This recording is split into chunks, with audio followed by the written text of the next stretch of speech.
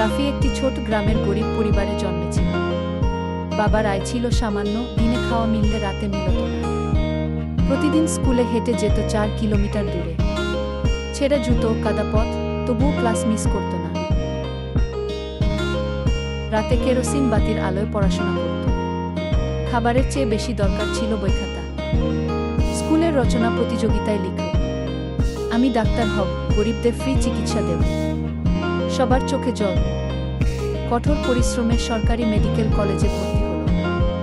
দিন রাত পরে টিউশন করে খরচ চালাত। বহু কষ্টে সে ডাক্তার হয়, কিন্তু শহরে চাকরি নেয়নি। ফিরল নিজের গ্রামে। গ্রামের এক কোণে ছোট চেম্বার খুলে গরিবদের বিনামূল্যে চিকিৎসা দিতে লাগল। আজ রাফি শুধু একজন ডাক্তার নয়, সে পুরো গ্রামের অহংকার। স্বপ্ন দেখে লড়ে যায় রাফি তার প্রমাণ।